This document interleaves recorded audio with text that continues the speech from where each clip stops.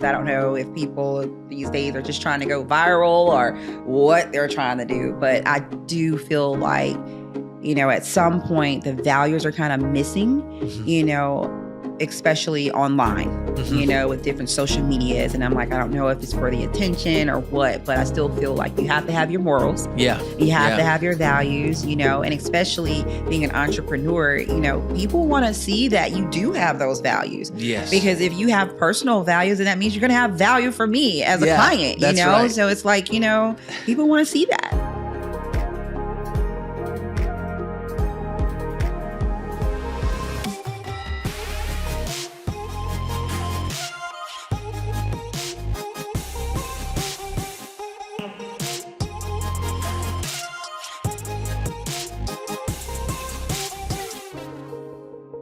Welcome to the Americus podcast, where we pursue what it means to become a next level neighbor, creating a place we enjoy with the people we love. I'm your host, John Schroeder, and today I am joined by Jennifer Wilson. Jennifer is a dynamic entrepreneur. She's the owner and operator of Beauty Inc., LLC, and the HR specialist at Georgia Southwestern State University. Jennifer is passionate about small business growth, building strong community connections, and helping Americus thrive. So we're going to dive into her journey today and her vision for Americus. And we're going to learn some lessons along the way. Thank you so much for joining us, Jennifer. Thank you so much, Jonathan, for having me today. I'm excited. Absolutely. So, okay, business owner, HR specialist, deeply connected, desiring to be more connected to this city. If someone sat down to you right now, had coffee and asked, who is Jennifer Wilson? How would you introduce yourself? I would probably introduce myself as, of course, Jennifer Wilson, a native of Americus, Georgia. If someone kind of dived into what I do and who I am, I always define myself as being like a working entrepreneur. As you have already mentioned, I am the owner and operator of Beauty Inc., LLC here in Americus, and as well as the HR specialist at Georgia Southwestern. But I'm very, very passionate about everything that I do. I'm very family oriented, very much a people person. I don't think I could be involved in anything if I wasn't working with people. I do not see myself just being an individual out here all alone, Yeah. Is that your family? Does that come from your family background? Was your family very community oriented? Yes, most definitely. Okay. Anybody stick out? Oh, yeah. I would definitely say like my mom and dad, especially my dad. My dad actually retired from GSW. He's very, very active in the community, always has been. Currently, he's a preacher. He has 2 churches. One of his churches is in Abbeville. Another one's in Wrightsville. I don't know how he does it all with the driving and such, but definitely always been a very, people person, love to help others out in the community, just a stand-up guy. Yeah. So that was always a part of your personality, or did you come into that personality, or are you kind of an extrovert, introvert? So I used to always consider myself being very extroverted. As I became older, it seemed like it was selectively extroverted. So then I'm like, am I like an ambivert? Am I a little bit of both, But overall, I would definitely say extroverted because I enjoy being around people. I love talking with people. I love interacting, that type of thing. Absolutely. So where does the entrepreneurial spirit come from? Does that just come from, like, did you ever feel like, no, I'm going to grow up, I'm going to be this kind of person, and then things shifted and changed? Or you always felt like, no, I just want to start something new?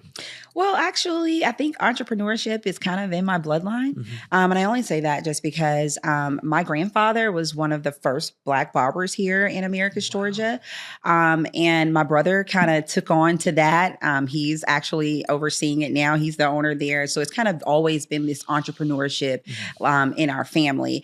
But I kind of transitioned at a point in my life when I was working in finance. And, it just really wasn't, it wasn't, I don't feel like I was really thriving in it. I don't feel like I was growing in it. And, I just started kind of thinking of some things that I could do that I was passionate about. And one of those things was makeup.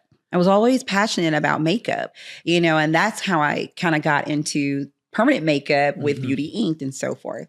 Yeah. See, I love that. Now it's very, we talked about this a little bit earlier before the podcast, but it takes a certain kind of person who's an entrepreneur, and many entrepreneurs are not as administrative as you need to be when you're starting a business. We'll get into this a little bit earlier, but I'm more towards your values of, and kind of who you are.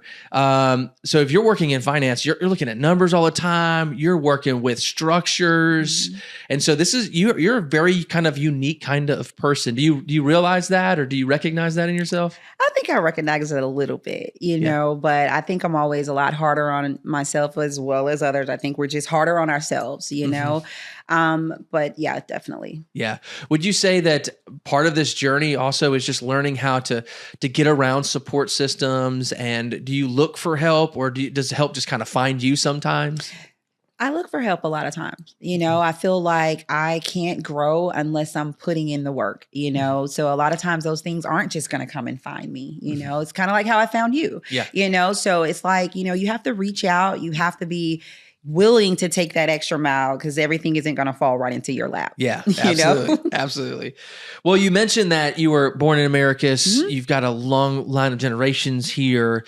How has the city changed since you were younger? And what are some things that have stayed the same?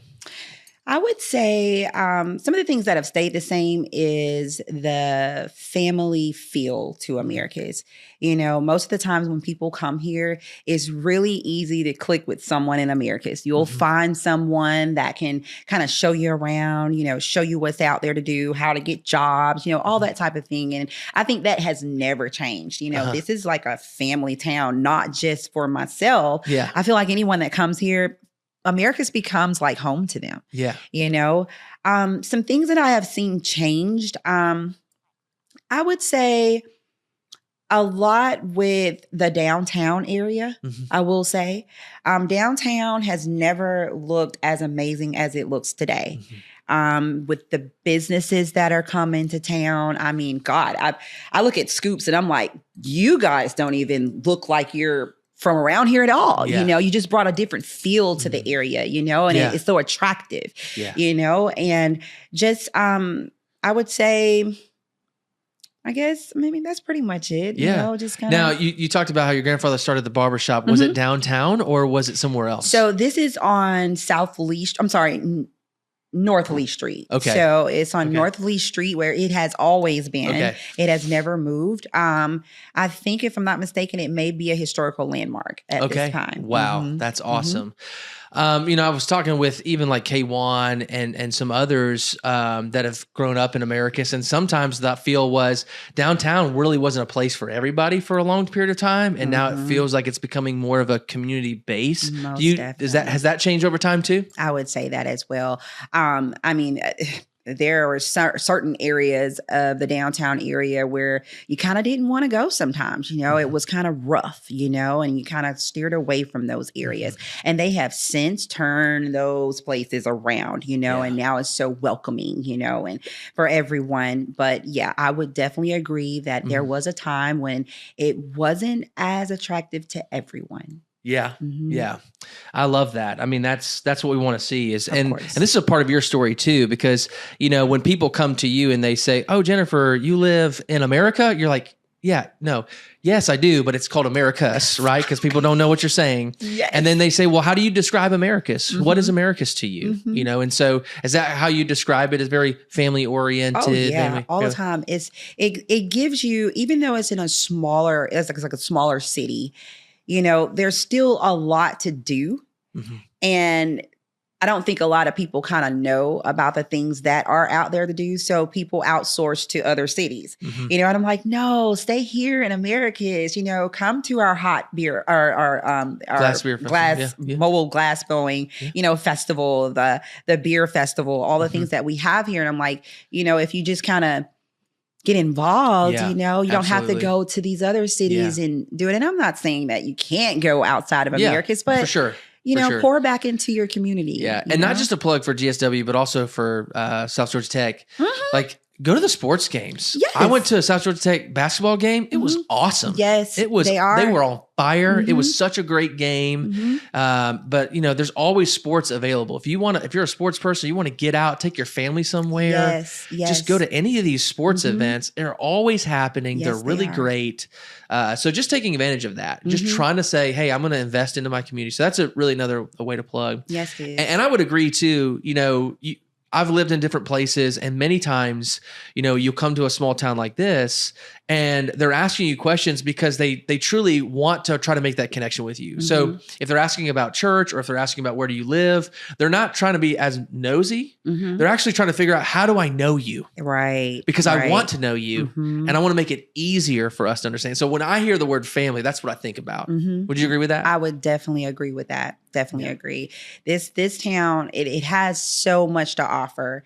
And like I said, everyone that typically comes here, they stay. Yeah. There's not a lot of people that come and just stay for a year or two. They end up living here. And, it's not, I haven't heard a whole lot of people say this is a retirement city. You go there to just retire. And I'm like, no, Americus has a little bit of fun to it as well.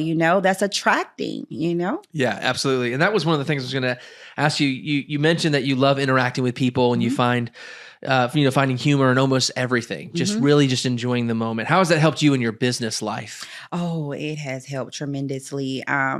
Me being a people person, it works well for business for me, just simply because I enjoy interacting and I enjoy educating my clients. I feel like, if you don't have that outgoing personality, it's going to be hard to attract business. People, are a little standoffish if you're standoffish, and it's like, they don't want to come and get, their brows done by me if they feel like I'm not relatable or they can't talk to me, or that type of thing. So my thing is helping others around me to be comfortable, comfortable enough that they can just, let their guard down, just talk, it's no fear here, know? Yeah. And I know that's hard because depending on your personality, maybe someone is more of an introvert and they really want to give their life to people, but they're a little hesitant of that. But man, just small steps, just a small wave, an acknowledgement. Yes. Even Judah and I, my son, I've mentioned this a few times, when we go down the basketball court, if we don't know somebody, we immediately introduce ourselves. Yes. And the reason is because we don't want anything to feel awkward. We just we're here. We're glad to be here. And hopefully maybe we can play a game or two. Yeah. But I understand that many people might find that difficult. So here's what you do is you find people that are extroverts and you walk with them and you're kind of there and you're right. Because for me, as the extrovert, I'm like, I can get people in the door, but I don't know if they're going to stay. Right. I might be too intense. So go find a bunch of introverts that I know and spend some time with them and they would be great for you. So, well, how have you had a moment where your humor actually made all the difference in a tough situation? Let's see. Probably. Oh God, that's it's probably more. A lot of times. I don't know. I guess when, for instance, if I'm at work and I have to, if I have a coworker of such or something that's dealing with an issue on the job or something, and I'm always very, very empathetic. That type of thing. But I try to find some type of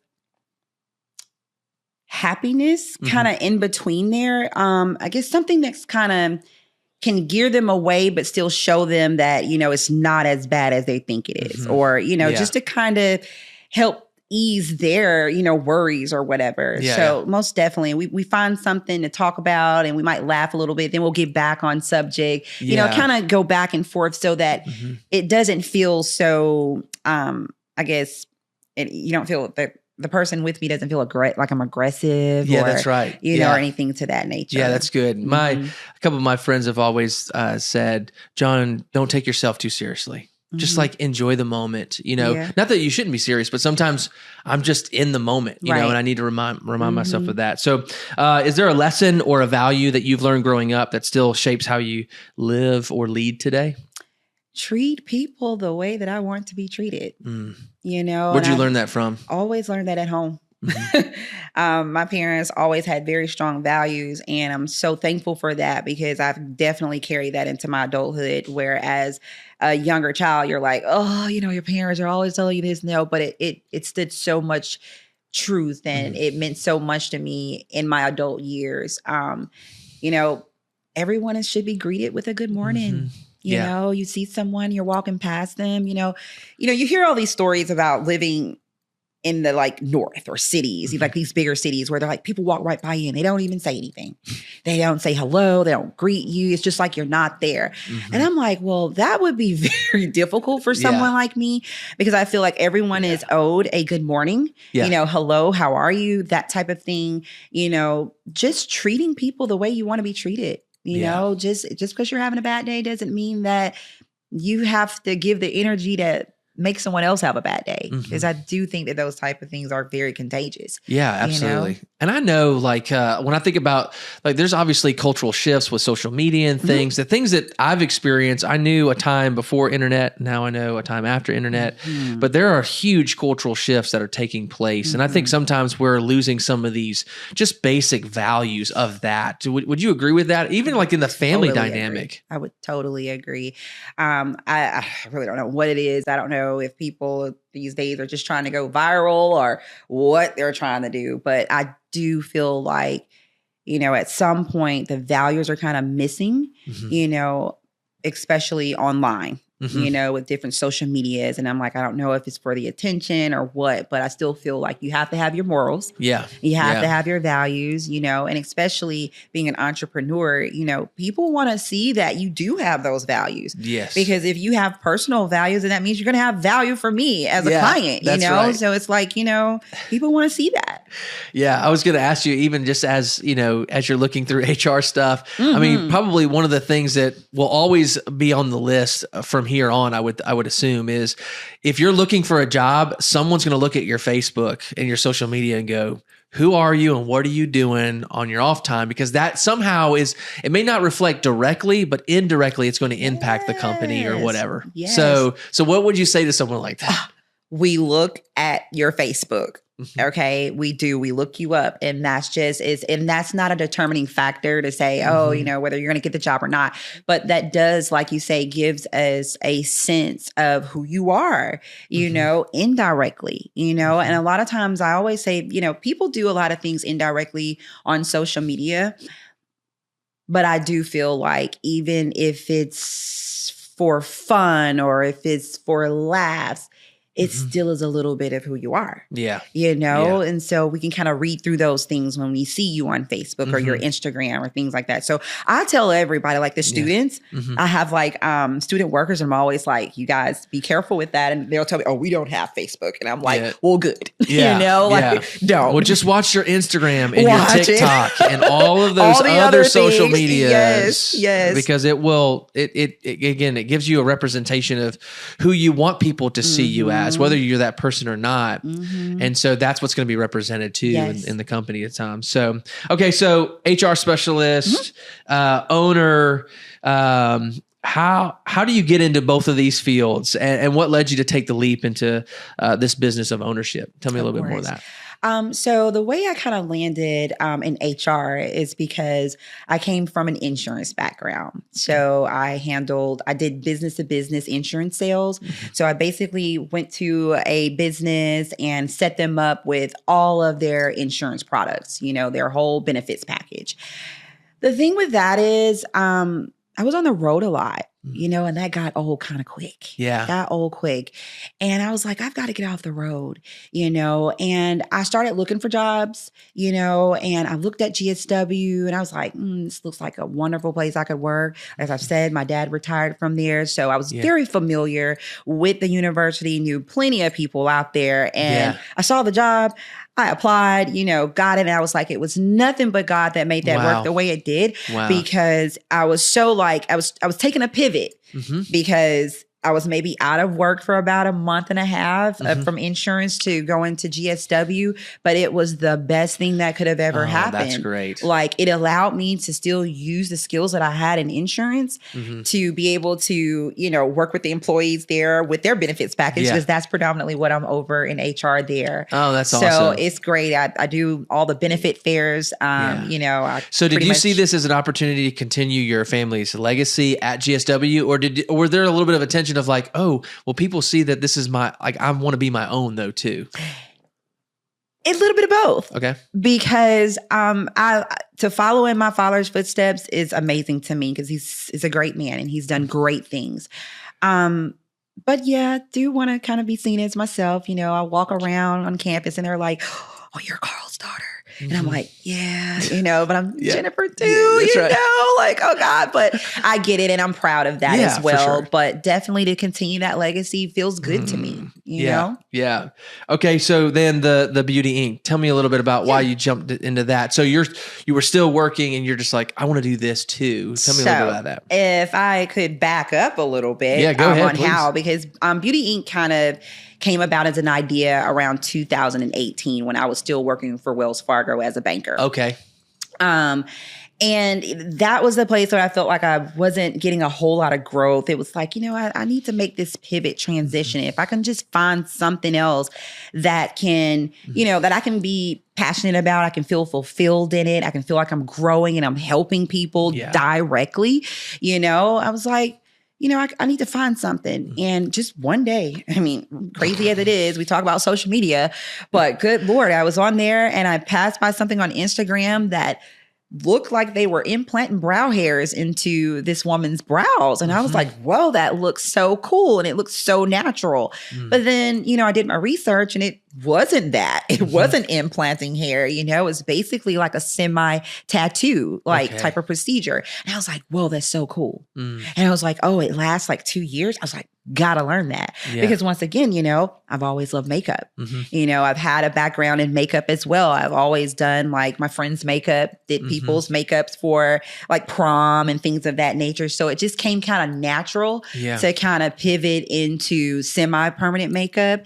I went and took a few classes, and all I know is that I became in love with that profession. Okay. And I continue to, take more classes and ongoing education. And it just, by 2020, I was ready to open. And ready to start. And so when clients. you opened, did you open downtown or did you open somewhere else and you've moved into downtown from there? No, I actually started right down here downtown. Okay. When I was working with other clients, like kind of getting my clientele up rather, I would utilize my friend's beauty shop. And she had like a little area in the back that I would set up whenever I'd have like a client that I wanted to kind of what I would refer to as like a training model, just like a model, someone that I'm pretty much just getting my skills, better and better at, And like I said, by 2020, I was ready.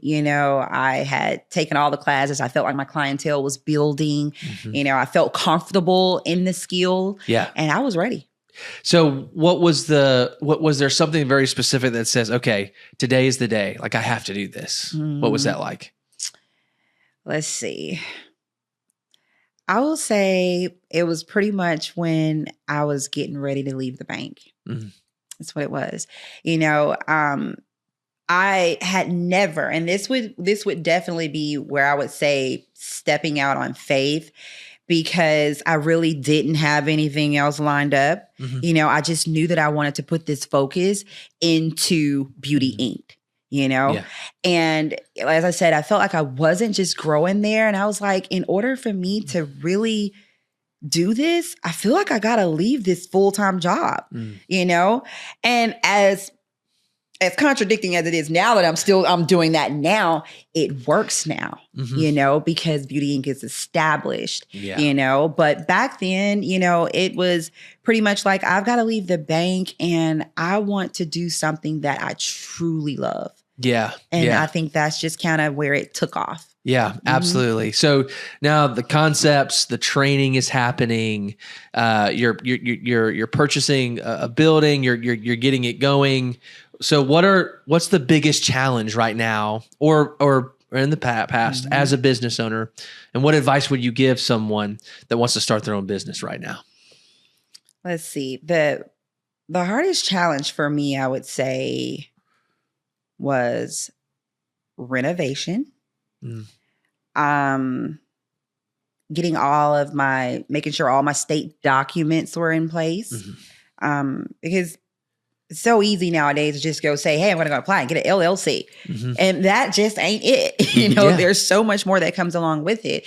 And the challenging thing for me was all of the prerequisites that I needed for the environmental health department, because technically I am coded as a tattoo artist. Okay. So there were, oh God. Yeah. Good gracious. I mean, there were certain things like certain tiles that I couldn't have in the ceiling in the area that I would be working in, things that people wouldn't even think of, and it was so much that I had to abide by just to open.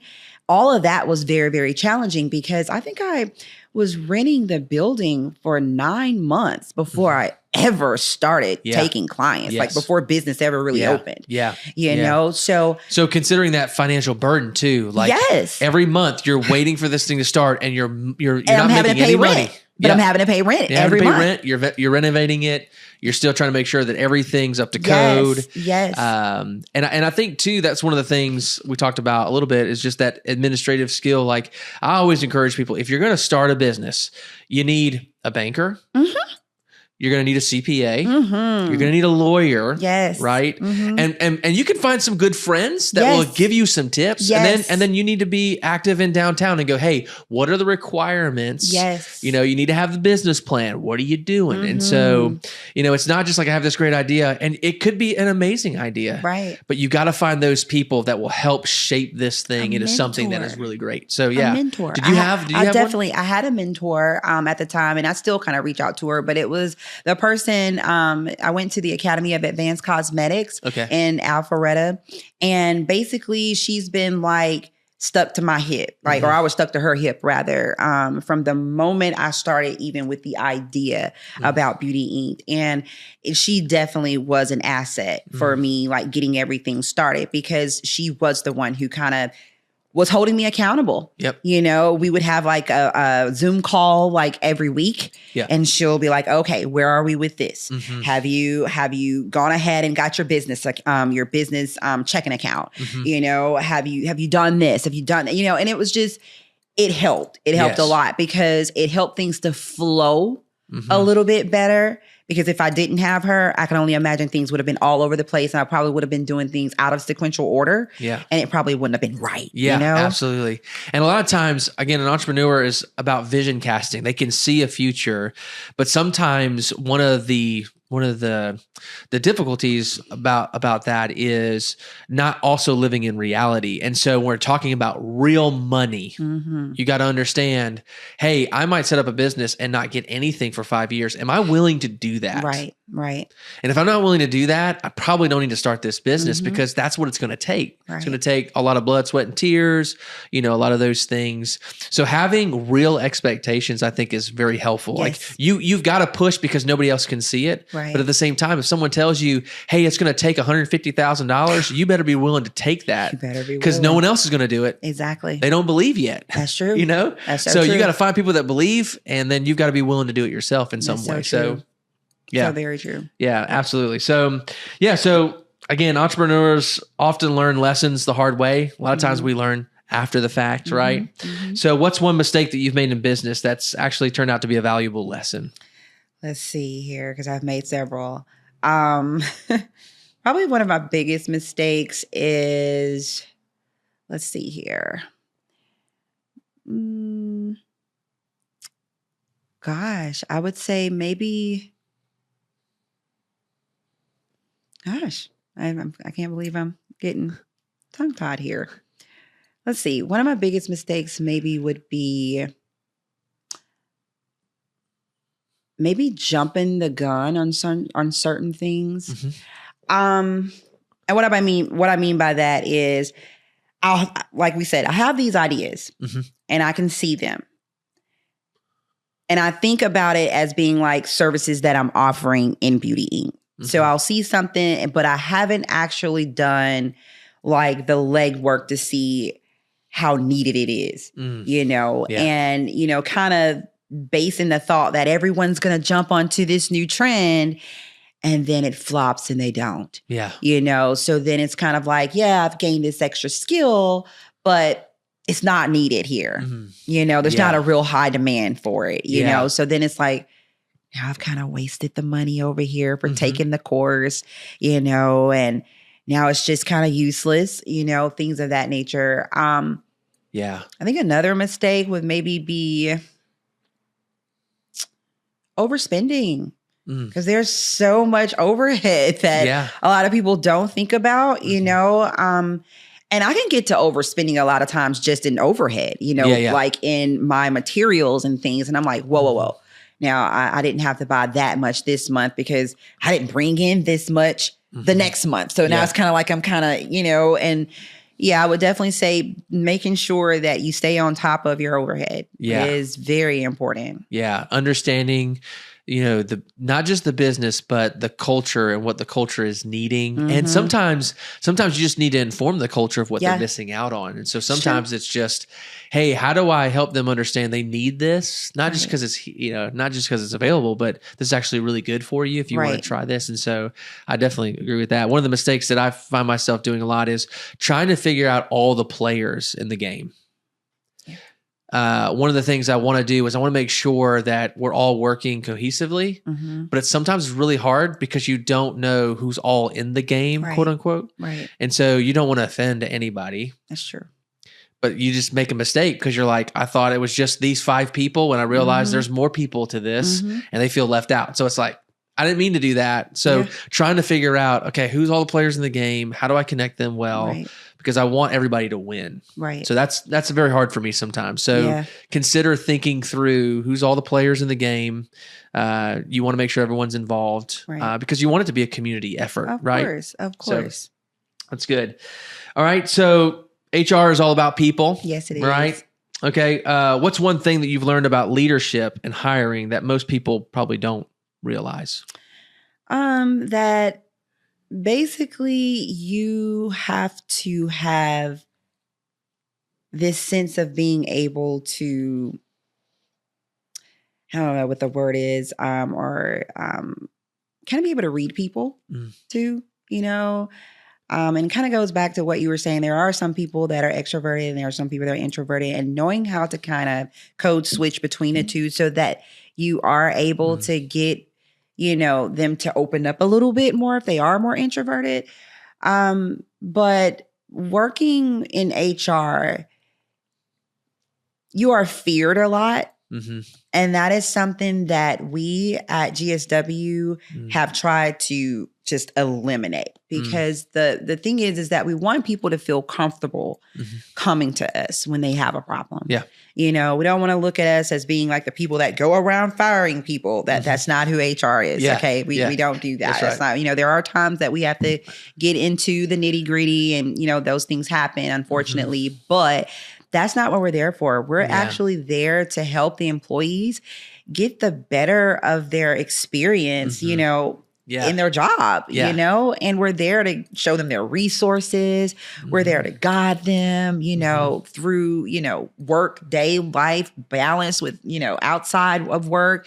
We're there for them. Yeah. And we want them to feel comfortable coming to us. So I definitely have to come from a very empathetic, sense, and definitely have to listen. Yeah. You have to listen, because sometimes they just want to come in and talk. And by the time they're done talking, the problem somehow has resolved. And I'm like, I didn't say a word. I'm thinking, I'm just listening, So that's good. That's good. Now, you used the word code switch. Is this like a new term? I've heard this a little bit here and there. Can you define that for me? So basically, it is being able to kind of interact with anyone. So it's basically making yourself be relatable to the person you're talking to. Okay. Yeah. There are some people who aren't they don't like the bubbly Jennifer and the talking, all up, and that type of thing. And, I get that. I have some people, once again, that are more introverted and they're a little bit more serious, and, then the smile kind of turns on and off, that type of thing. Yeah. So I feel like in any room that I'm in, I can talk with anyone. Yeah. There. And I think that's honestly one of the great qualities of not just a leader, but what we call like a next level neighbor is really this idea of, I want to meet you where you are. And I do want to bring you up. I want to encourage you. Yes. But my job is not for you to come to where I am. My job as a leader, as someone who wants to be a great neighbor, is someone who wants to meet you where you are, and then we'll work our way up. And so, and I sometimes I'll define that through that word of wonder. Like I don't want to assume I know you. I don't want to assume that I understand everything you're going to do and everything you're about. And so I want to come to you, try to figure out who you are, because I want to relate to that person. Right. And then again, if I'm more extroverted, I'll bring you up with me over time, and we can learn from one another. But that's a great, it's a quality that we need, not just as leaders, but again, as neighbors, is I shouldn't expect my neighbor to do more than I'm not willing to do myself. Right. Exactly. And so, and here's the reality. Somebody's got to start. Right. Somebody's got to do it. And what I find about leaders and entrepreneurs is they get used to the word no. And they just keep going. Just keep on going. Right? That's so true. we need more people that are saying, well, if this person doesn't like me, well, just keep going. Just keep trying. Keep engaging, right? Yes. So that's a great lesson, is just to learn people, listen to them, hear their stories, and then better relate to them. And if it still doesn't make sense for this job, at least you've come away better understanding themselves, hopefully. Exactly. Like, hey, this is helpful for you. This may not be your place, but I will tell you this: in the next place that you want to go to, this will be helpful if you learn these particular skills if you want to be humble enough to receive them, right? So, okay. All right. So owning a beauty business, you see firsthand how self-care affects confidence, I would assume, right? It's a big deal, right? How has that shaped the way that you see beauty, and why do you think it's important in the community? For one, it's so rewarding. And people, when they look good, they feel good generally, So it's like, you might wake up one day and you have a bad hair day and you feel like, oh, I just don't feel my best, and then you go and see your, beautician or your barber or whoever, and now you feel like, okay, I'm back again. Just being able to witness my clients go from that transition of walking into the business, and then they're like, oh, and then they walk out and they're like, girl, thank you so much. I love my brows, or I love my lashes, and, I'll be back. I'll see you again. I've had clients cry. The services that I offer are very, very unique. It can be for anyone for the most part, but I've actually worked with, those who are in like cancer remission, ladies who have alopecia. They have no brow hair, it just won't grow, and, to see that, every day you wake up, you're like, I want to, see that, that's something that women really are into, and even if they don't do it on the regular, if they lose that, now they're like, oh man, so being able to help them feel, more, I guess, beautiful, and to help them feel uplifted, kind of helps elevate them, and makes them just feel good. It's just something about it. It just makes me feel good. It's very, very rewarding. Yeah, for sure. It's instant. So the results are always instant. So you get that instant gratification that most people are always looking for. Yeah. But the thing is that it's long lasting, because I build these long lasting relationships and they keep coming back. Yeah. And it's just phenomenal. I love that. And I think even we can even look into not just our personal lives, but even when we think about a city and its beautification, right? Just making it, just putting a little bit of extra hard work, right? Yes. You got to get up, you got to go, you got to get some work done. Yes. But what it's going to do, it's going to produce something that's really great. And people are going to tangibly be able to see it. But we got to put in the work. And I think sometimes, I heard a phrase this week that was like, sometimes we can get into a culture that says good enough, but that's really not good enough. But we get used to this idea of that's good enough. That's good enough. But we don't really do that with our bodies a lot of times, right? You were like, no, I want it to be great. I want it to look good. Yes. Right. And so we don't ever want to wake up and be like, well, my hair is kind of good enough. We don't do that. Right. We say, no, we got to fix this. I got to go get a professional to help me with this. Right.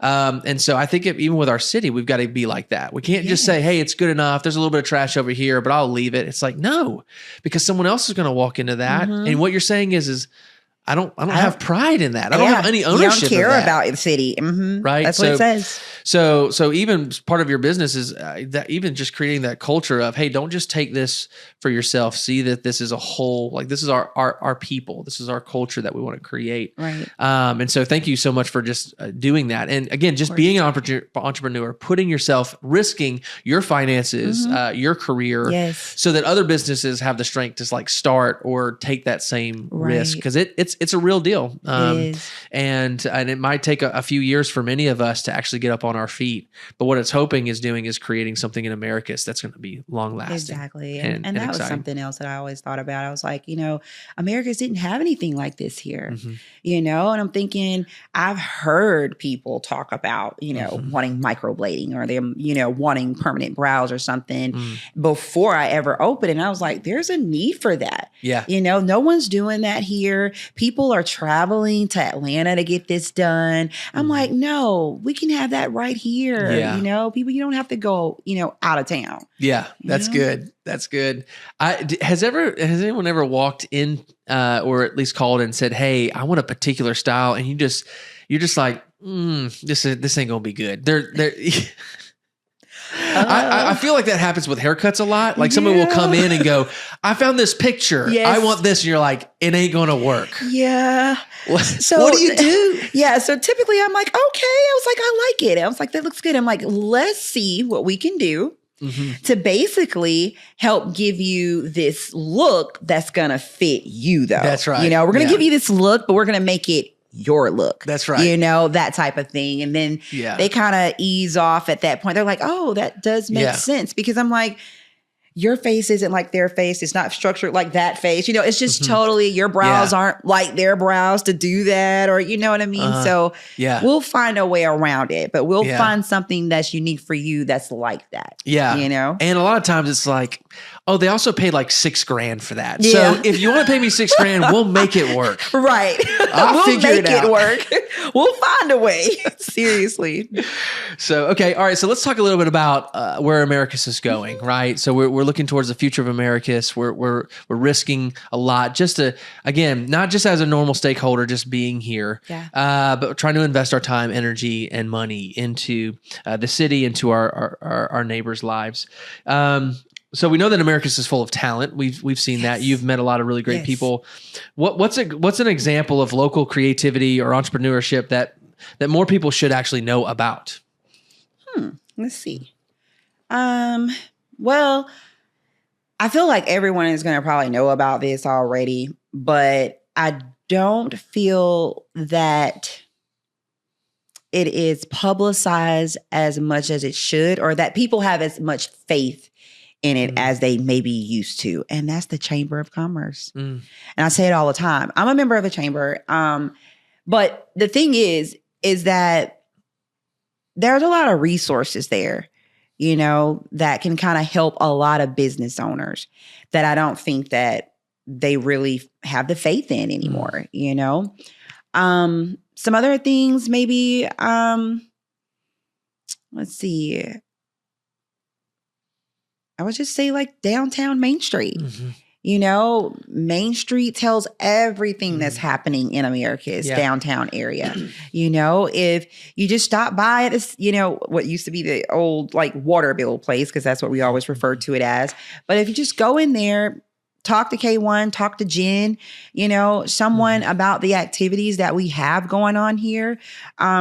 I think that would be useful. I think there's a lot of resources here, but people just don't really know where to go to get them. And places like the city are going to have resources that are kind of outside of the city, so to speak, like you can get involved in, Do you feel like Americus is accepting the downtown mentality? Because again, I know that even like historically, it hasn't always been a good place for every single person. So it's like, but it's a draw now. We want it to be a Yes. draw. Are people coming more to downtown, you feel like? The first Friday thing, I think that did it. You know, that helped get the attention to downtown. I love the first Fridays because, you know, it kind of brings some more people down. The wine and chocolate walk, you know, things of that nature. Like it gets everyone involved, you know. I do definitely feel that it has grown a lot. And I don't think it's definitely nothing like it used to be back in the day. I feel like it is geared towards everyone now. And I think everyone is kind of accepting of it because it always is a good turnout. You know, if it's good weather outside, I mean, the people are out on First Friday. Yes. You know, so. Well, and I know that I read an article on Americus Times, and they were actually interviewing college students about their experience in Americus. And one of the things that I recognized in that article was that the students were just talking about like where they ate, and they were like Zaxby's. Basically, we're taking things that are on Trip Street because when you leave the college, they go straight to Trip Street. I'm like, y'all haven't heard about Euro City? Y'all don't know about you don't know about Little Brothers. The Spot. Yeah, you don't know about Little Brothers. Like these are some really great places. You know, these places. Yes. And so sometimes I do feel like it's again, not that obviously we want Zaxby's, we want Chick-fil-A, we want Red Owl, we want them to grow too. Like that's great, but it's always curious to me of like y'all don't know about these really cool places downtown. The thing is, for the college, the students there, unless they are kind of involved in an activity at the school already, maybe some type of athletic something, or it's like they don't know. They really don't. I have, like I said, student workers right now who are no part of athletics or anything like that. And we mention places downtown to them all the time. And they're like, what? What is that? And I'm like, gosh, you guys have been here for 2-3 years now and you don't know, you've never heard of that. But then it's also, no one's ever taken them there. A lot of these students don't have cars, you know? So, but the good thing I will say is that GSW does have a good connection with the downtown area. So like even coming up here, I think the 24th through the 28th, we have the President's Investiture that'll be happening that full week. And they've already emailed, once again, K1 has emailed out to the businesses about, I received it. You know, getting the windows blue and gold, you know, to kind of, help to put the word out, you know, and I think that gives GSW, a good attention as well. Yeah, no, that's good. So, so there's often, talk about supporting small businesses, but what does that actually look like in practice to you? How do we support you and other small businesses? I know that's one of the desires. I know Lee Kinnaman, as the mayor, has mentioned that, that historically Americus has put a lot of weight into these large businesses, and when they close, it affects so many people. But at the same time, those businesses come with a lot of investment, a lot of capital, where small businesses have little capital. So how do we support these small businesses? Well, for one, just like we said, eating local. Instead of going to your Zaxby's or wherever, come downtown. Enjoy some of the food down here. Shop local. Instead of going to Albany to go to a TJ Maxx, go over here to, Southern Outfitters or, some of the businesses that we have downtown, the Code Black, shop local. I feel like if you continue to pour into the community, it actually helps us have the opportunity to expand for more businesses to come. Now, on the flip side of that, I do feel that it's not, everything isn't just in the downtown area. I mean, there's plenty of other things to kind of do. But when I think about the growth of the community, I definitely think it starts with us first. And then we want to be able to have outsiders to come in, not just focus on one thing in the area, but have a plentiful of things that they can look forward to when they come here. It's like, you don't just go to Atlanta just to go downtown, or you don't just go to Atlanta just to go to, I don't know, Buckhead. There's a plethora of things that you can do. And I feel like if, we had a little bit more, I even mentioned something about a movie theater before, if we had some things that can kind of, more family oriented, some fun things on the side as well for kids, all kinds of things that can make us so much more attractive. Yeah. But yeah. Yeah, we were just talking with Todd Shufflebarger, and he's talking about this new kind of beer garden place right at the end of Forsyth here, but it's going to be family oriented. It's going to be like a gathering space, and so creating these spaces where people can come and gather, family can come and gather. Yes, like you said, Scoops is such a great thing because as a family, I could just walk down and go, "Hey, we're just coming just for ice cream," and then we can walk around. It's phenomenal. You're finding these little opportunities for families to come and engage. And the more and more we do that, the more and more visible we can be. And like you said, the community is not just downtown, but our desire is that as downtown flourishes, other areas flourish as well. And so we want to make sure we're doing that. And so, all right. So if Americus had one new resource for entrepreneurs, what should it be? What do they need? We need, let's see. We need money. We're going to know that, of course. Yeah. But I think we'll talk about these grants too, like business classes. Yeah. Yeah. That's what I would say. And I know that the chamber was doing some things like that at one point.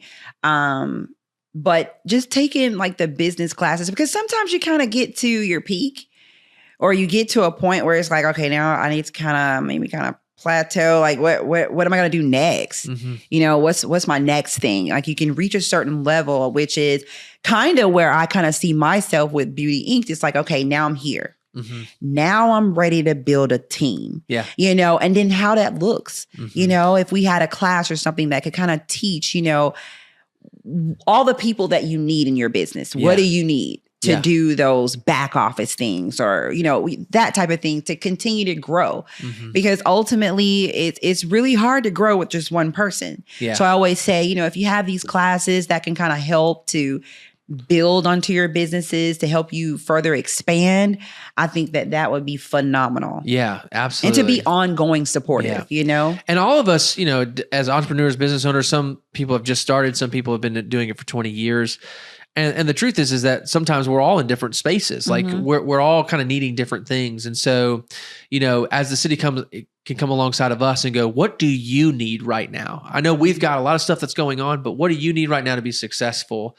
And then kind of building and shaping around some of those things. So find all of the people that started a business within the first 5 years. Yes. They probably need some of the same stuff.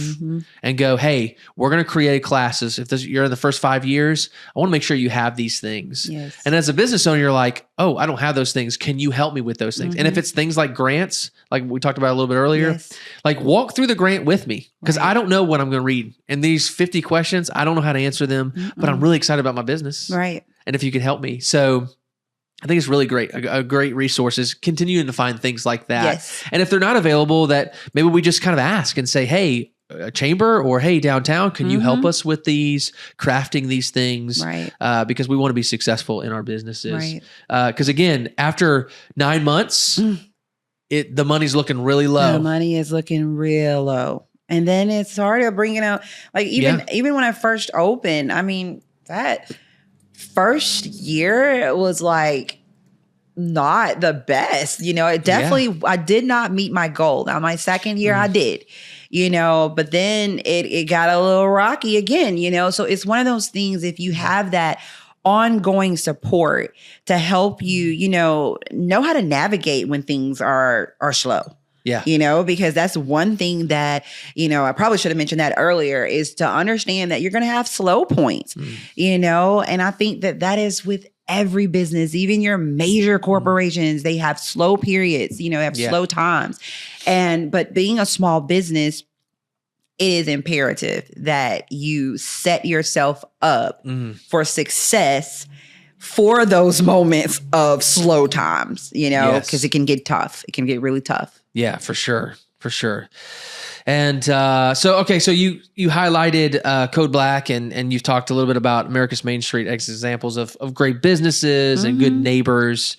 What makes those relationships so meaningful to you? For one, the people, the owners, they're amazing people. They're supportive. we look out for one another. I'll definitely say that. Everybody pretty much on that whole Jackson Street there, we kind of look out for each other, you know? We also kind of cross-reference each other. Yeah. You know, which I think is a really good thing as well, because I've got Code Black cards. I've got the spots information from Yorka, you know, over in my business. Yeah. They have my cards, you know, that type of thing. So we kind of, you know, help each other out on that area, and we promote each other. Yeah.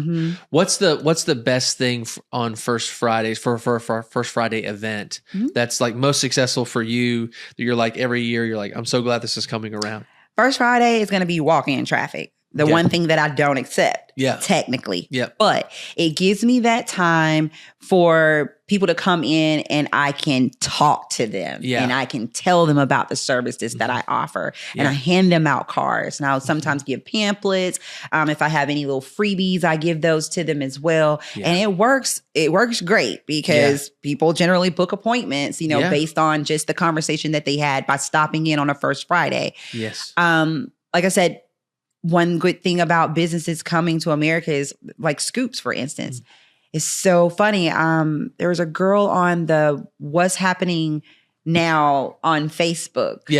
And someone asked something about getting their brows done. I do not know who this lady was, but whoever she is, thank you, because she's phenomenal. But someone asked about brows, and this lady commented, she goes, I was leaving out of Scoops. Or she said, I went over to Scoops and I parked in front of this building called Beauty Inked. Looks like they do brows. You may want to check them out. And I saw that comment. I went in and, you know, and I told her, thank you so much, you know, that type of thing. But that is just a prime example of how other businesses can help your business, you know, because I wasn't open that day. But they saw me just from the sign, just because they were going to Scoops. You know, so it's like, you know, it's amazing. I love that. All right. So you talk about your personality, you know, you have a lot of fun. Do you have any funny story that you would want to share with us? Just something that's just kind of. I don't think so. No, I can't think of one right now. I feel like I have, that's the thing. When I feel like I have so many, it's like, oh God, it's hard to think of one. That's okay. Not that I can think of right now at the moment. All right. Well, we're taking at the end of all of our podcasts, we do like rapid fire questions. So these are questions that, again, just kind of get us a chance to get to know you a little bit better, just on some very practical things. And so I'm going to walk through a couple questions and just love for you to get just some quick answers to these. So, are you a coffee or a tea person? Coffee. Coffee. All right. How do you take your coffee? I like coffee, light cream, light sugar. Okay. I like it strong. Okay. What kind of cream do you take? Typically, I like just maybe half and half. Okay. It's pretty much all. Nice. I usually find myself doing some heavy whipping cream. Have you ever tried that before? Not the spray on stuff. Not like the. No, you're talking about in the carton, like the heavy whipping cream that you make. Like, no, I've never tried that. Try that. I'll have to try that. I don't know. Yeah. Don't blast me on Facebook. It's like, this was the worst idea. I won't do you like that. One of the things I do, a lot of people don't. They're like, John, where's your stirrer? Or like, where's your spoon if they come to my house? Normally I put in my heavy whipping cream first and then I put my coffee in, and it just naturally just mixes. So I don't use anything. So it's just kind of funny. I'm like, oh, let me go get you a stirrer, because people, they make coffee different ways. All right. Beach vacation or mountain getaway or something else? Beach vacation. All right. I love summertime, and people are like, oh, you like the gnats? And I'm like, no, of course I don't like the gnats, but I don't mind if it's 102 degrees outside and swarming hot. Yeah. That is far better than it ever being cold. I do not like cold weather. Oh my goodness. Yeah, but I love the beach though. Yeah. Do you get in the water a lot? Yeah. Okay. Like getting in the water. Here's the crazy thing. It's probably going to blast your mind, but I cannot swim. Really? But I love to get in the water. I stay right in the feet that I can handle. So nothing crazy. Well, I tell people all the time, every time I go on a beach vacation, I always get stung by a jellyfish. So, oh man. I say all the time. It's like, it's becoming less, but there are, I'll see it and be like, there it is. They're here for me. They're here. They're there for you. If you see me in the ocean, don't get near me probably, because there's probably going to be some things coming after me. All right. Dog or cats? Do you like dogs? Do you like cats? Okay. Yes. Do you have any dogs? My baby passed away in 2023. Okay. In February necessary. But my daughter, she recently got a miniature Dachshund. Oh, that's great. And his name is Ozzy, and he is the Nice. sweetest thing ever. Oh my God. I'm trying not to take him from her, and she's in college, but I'm trying my Yes. best not to keep him home with That's me. right. But yeah, Oh, that's awesome. Okay. Are you an early bird or a night owl? early bird. Yeah. Yeah, I'm pretty much in the bed around 9:30, 10 o'clock every Nice. night, Okay. sometimes before. Uh-huh. Yeah, but I like to get up early. Mhm. I like to go ahead and get my day started, get things done. Any day naps? Do you take day naps? Mm-mm. No. You just I don't don't try have to find it here and there? I don't think I have time to. I'm like, if I could probably squeeze one in, I would. Yeah. But no, I don't have time. That's Mm-mm. awesome. Okay. Do you have a favorite hobby outside of all of this Outside great of what I work do? that you're doing? I like to, that's probably something I shouldn't do, but I love to shop. Okay. And it's Nice. not just for like clothing things. Like I love like, interior decorating, Mhm. like things in the house, even if it's just a little, something miniature, like just to put on Yeah. a table. I love stuff like that. Mhm. Oh, that's awesome. Have you ever done karaoke? You seem like a person that would be doing karaoke. I've done like, karaoke. Yes. you're like, give me the mic. I know the song. Yes, I know. Mhm. I like karaoke. I love stuff like that. Mhm. I'm not, one thing about me now, I'm not shy. Yeah. So it's stuff like that is really fun to me. Yeah, that's So, right. You're and I like, can't someone sing, challenge but- me. I might not do it myself, but if you challenge me, I'll do it. Yes. Uh-huh. All right. Sweet, savory? Sweet or savory? Let's go. Sweet. Okay. Mhm. I'm not a candy girl, but I Okay. love things like cakes, Okay. and sweet potato pies and things like that. I love that. Mhm. Mhm. I love it. Okay. If you could have one superpower, what would it be? To know what someone is thinking. Ooh. Nice. That would be my superpower. Yeah. To always know what the other person is Yeah. thinking. You're like, you don't even have to say. I already know what you're thinking. I know. Yeah. Mhm.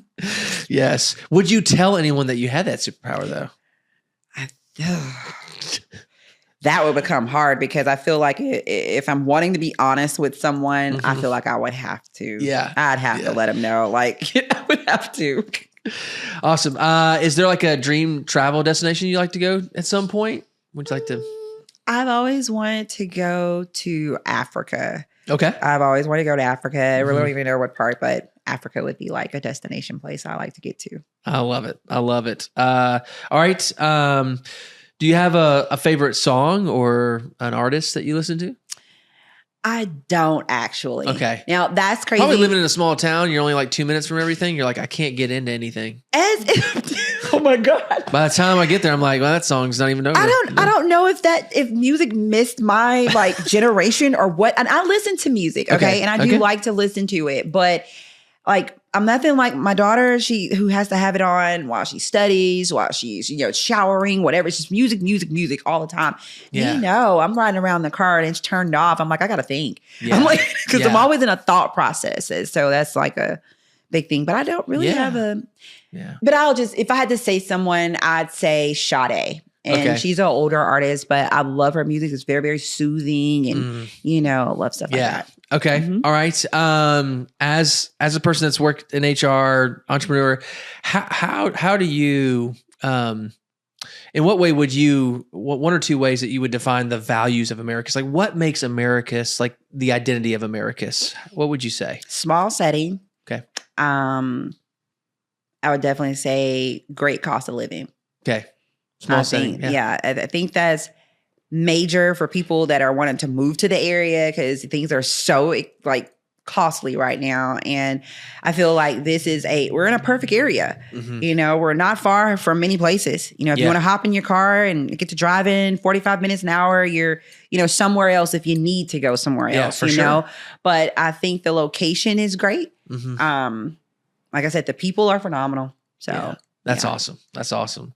Well, Jennifer, thank you so much for joining us on the podcast. So I'm really Thank excited about getting a you. chance to sit down with you Yes. for the first time and knowing that we're so close. I hope that we can do more things together. Yes. First Fridays and all that kind of stuff. Definitely looking forward but, to it. absolutely. If there's anything we could do for you, let us know. We'd love to support you. Thank you so Yes. much for what you're doing. Thank you so much, So- Jonathan. I love what you're doing here. I think it's phenomenal and definitely going to put the word out. I know some other people that would love to come and do this. I would love to meet your friends. Definitely.